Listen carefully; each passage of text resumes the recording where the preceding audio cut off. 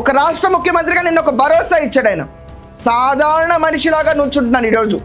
ఏమని భరోసా ఇచ్చాడు?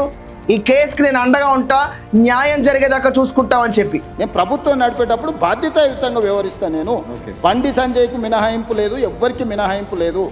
ఇది పిల్లలకు సంబంధించిన విషయము. దీన్ని జాగ్రత్తగా వ్యవహరిస్తున్నాం, మేము ఆచితూచి వ్యవహరిస్తున్నాము. ఏ ముద్దాయి కూడా తప్పించుకోడు. నేను బాధిత కుటుంబానికి అష్యూర్ చేస్తున్నా 100% ఈ ప్రభుత్వం బాధితులకు అండగా నిలబడుతుంది. అలాగే టీపీసీసీ చీఫ్ ఆయన కూడా కాంగ్రెస్ పార్టీ దీంట్లో మేమందరం సపోర్ట్ ఇస్తామని ముందుకు వచ్చారు. చాలాదా ఇది మద్దతు? ఎక్కడన్నా వచ్చిందా బీఆర్ఎస్ పార్టీ ఈ రోజు దాకా మైనర్ బాలిక కుటుంబానికి అండగా ఉంచడానికి? ఏ పార్టీ అని పేరు చెప్పని కానీ వాళ్ళందరూ తీసుకొచ్చి ఇష్టం వచ్చినట్టు ఆ బాలిక ఫోటోలన్నీ తీసి ఈరోజు రోడ్ల మీద ప్రింట్ అయ్యే లెవెల్లో నీట్ క్వశ్చన్ పేపర్ రిలీజ్ అయినంత దారుణంగా ఆ అమ్మాయి ఫోటోలు సోషల్ మీడియాలో రిలీజ్ చేశారు.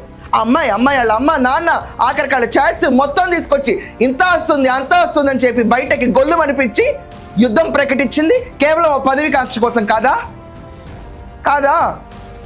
అసలు నిజంగా చెప్తున్నాను, ఒక సీరియస్ పొలిటీషియన్ ఎలా ఉండాలో రేవంత్ రెడ్డిని చూసి నేర్చుకోవాలి. నేను మాత్రం ఇది నిన్న బాగా డిసైడ్ అయ్యాను.